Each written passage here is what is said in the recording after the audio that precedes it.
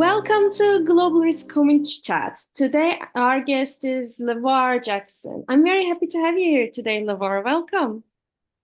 Thank you for having me. So, before we get into our topic for today, which I believe is about sustainable technology, can you introduce yourself? I'm LaVar Jackson, founder and CEO of Yogh Group. We are a sustainable and impactful technology technology company. Yes, sounds good. And so, what specifically we will be talking about today? We can talk today about energy production and how you can move that forward in a sustainable and equitable manner, as well as alternative products such as algae for food and clothing and that kind of stuff. Yes, sounds good. So then let's get into it. So, what are some key things regarding this topic? So the first thing that I want to make sure when I look at technology, sustainable technology in general, is that it has not been equitable. So if we take a look at battery production, you have mine camps that are effective slave labor in Congo, or you have even going to reusable bags ends up spurring forced labor in the cotton industry in Bangladesh and in Indonesia. How do you create an industry that is good for the planet, sustainable for the planet, and sustainable for people? And that's what I really care about. Because if it's not sustainable for the people, we're not going to do it. If it's not sustainable for the planet, we destroy the planet. That is not good for the people. So it has to be both. Um, so, I invented these two patents that are mine and came out of my wild, crazy mind. And one of the things I wanted to do was try my best at seeing how it can turn bad and making sure it doesn't. I think a lot when it comes to people creating technologies and they turn around and then for the rest of their life fight against what they created. And I don't want to be one of those people. I can think about perhaps even AI, where creators of AI are turning around and saying, "Hey, the government really should regulate this," but you created it, so you perhaps should have regulated it yourself. So try to put in fail safes. Of course, someone will find out how to do something dubious, but at least I did my due diligence in trying to prevent that from happening. So we can go. First thing I can think of is a algae production. So it is a direct competitor to cotton and corn, which are resource heavy, which requires, those require a lot of water, and they're not equitable in that they share the fact that they need a lot of arable land. So if you're in a community or in a location that doesn't have arable land, what can you do? I'll take the example of almond trees in the U.S. Everyone says, "Hey, don't drink cow's milk because cows are bad for the environment," and they go to switch to almond milk. But the almond trees were planted in a part of California that is effectively a desert. It's soaking up so much water that it's running the Colorado River dry. So, how do you create an industry that doesn't do that? So the algae is a sealed system that you can turn into. I like to use spirulina because algae, everybody thinks of the gross thing, but spirulina at least has a bit of cash. But it's a sealed system, so it doesn't require as much water. It's 98% more water efficient than cotton or corn. You could turn into food. It could become a food supplement. You could turn it into clothing. I am working with a company now to help make it into like textiles and sweaters, because textiles is an industry that it has a lot of human rights violations, and it doesn't require as much human intervention because it's an automated system, but it's an automated system I designed to be as simple as possible that anyone can use. And because anyone can use it, it doesn't require a lot of human labor. So then you're taking that out of the equation. So the people stop becoming the product effectively, and the product becomes the product. So that someone in the middle of a desert can take in fact, the system runs on salt water for a lot of the algae types. you don't need potable water to pull. So if you're near an ocean, you can, clean, filter some water, pull it in. You're not having to fight over, fresh water that you yourself may need or your other crops may need. So that's how I think we can move forward in making sure that we look at things and say, hey, we need water usage concerns. We have land concerns. We're working on a project in Gambia to help feed school children with the algae, and of course, the algae has to taste good. So we're working with food scientists to make sure that that works. But Gambia is a very specific, different market that it is a landlocked country, and it's battling desertification, which is their arable land is turning into desert because of climate change and it's not raining as much. We also need to focus on trying to produce things locally because it does help reduce cost. As the algae grows, it's absorbing carbon dioxide directly from the area that it is being grown in. So there's local emissions that are being defeated, as well as total emissions that are being defeated.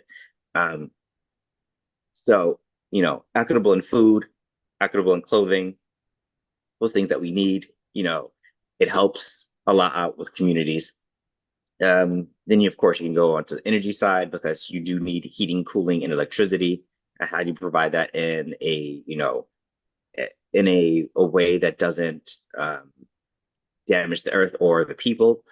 And microgrids effectively are the quickest way for sustainable energy to get out into the public. When it comes to sustainable energy, everybody wants it, but it costs too much. It's a thing that a community may want, but they don't have the billions of dollars to convert completely over to solar or wind, or they may not be in a place that solar or wind is effective. So it may have to be hydropower. But our energy generation system is a modular system that rates what's here on property and tries to maximize that as best as possible. And it makes sure that energy has a second function.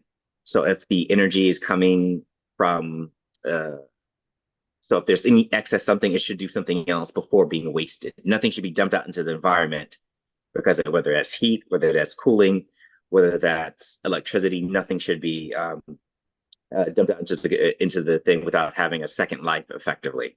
And it makes us think holistically how best to get as much of work out of it, out of that phase of energy.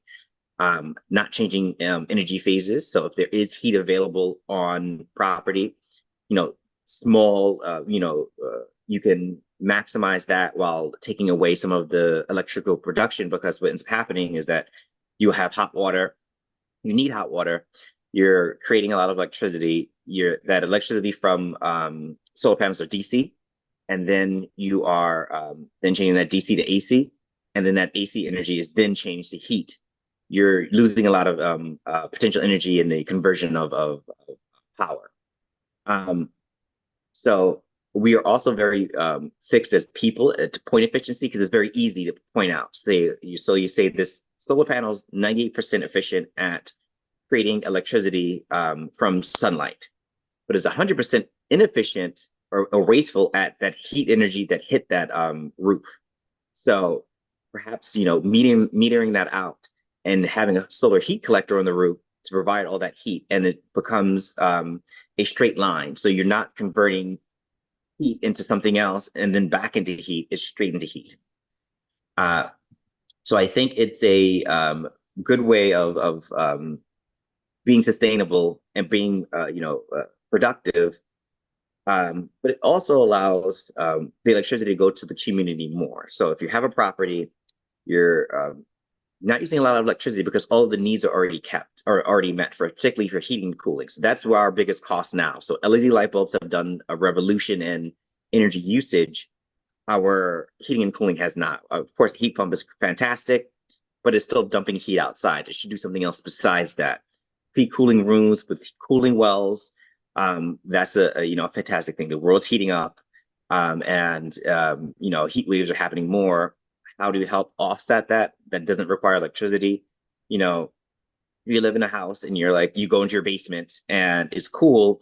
You should run a coolant loop through the basement to take that cool air and exchange it up into your living space so that it's just not the basement that's cool. Your rest of your house needs to be cool as well. So you can take that methodology and do a cooling well, and you can dig, 6 inch, a 6 foot or a well, and have that do the exchange. So then you're not changing energy phases for cooling, and then you may not need that heat pump at all completely.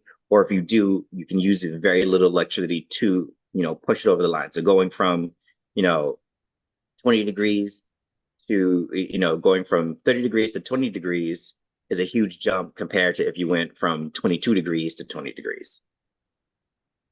Yes. Thank you so much for, explaining also like your insight on it. One important thing I kind of gathered was also when it comes to sustainability, of course, you mentioned, being sustainability for people, but also for the world, of course, but also that it is very, I guess, depending on the area, depending on the ecosystem of where we are talking about. So we need to take into a lot of aspects when we are thinking of sustainability. So of course, with that, there are so many things to talk about, but if you could share some takeaway point for our viewers to maybe, like consider themselves when they are, going towards sustainability or sustainable technologies, what would that be? Yes. So I'm a firm believer in additive sustainability so that we're not taking things away from people because we've got to the point where like, don't do this, don't do that. I prefer us to go particularly around companies. Individuals are held liable for sustainability where most of the world's emissions come from companies. So we hold ourselves highly accountable, hold your companies just as accountable. And sometimes, the road, to salvation may be something that you don't think that's there. Think outside that box. We do need to get away from plastic use. It should be bioplastics. So if you can, use bioplastics, but again, I don't want to put the onus on the individual. It is on it's on the company. So hold them accountable. And I'll frame it this way. So for instance, you order delivery from your local restaurant and they drive to you and they, deliver your food. Along the way, the delivery driver hits a bunch of people and kills them. And should you go to jail for murder as the person that ordered it? No, because you didn't ask the driver you just wanted the product, you wanted the food. So us as individuals, we want our clothes, we want our energy, but we didn't say destroy the planet to do it. So why is the individual then held liable for wanting something that they need, which is like, heating and cooling, electricity and food? That's something we have to have, and clothing we have to have. So hold the companies just as accountable. Make sure that they're, producing good products, making sure they're producing good products that have a second life. It's what's, again, we need to push beyond just the point and look at the whole system. How far is it coming? Everything is packaging, including the things that you ordered that goes to the store.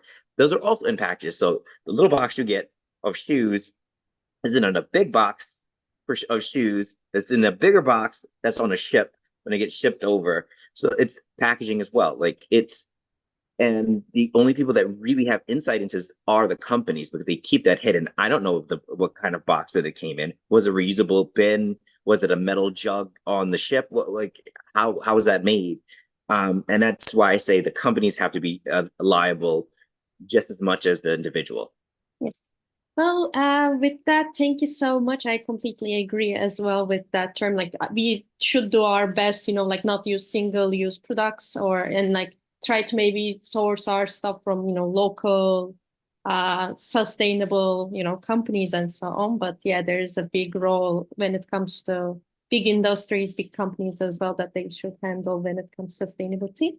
And with that, unfortunately, we have run out of our time for today. So I want to thank you so much, LaVar, for sharing your perspective, and hopefully our audience will move even better towards sustainability and like look into sustainable technologies in a different insight as well now.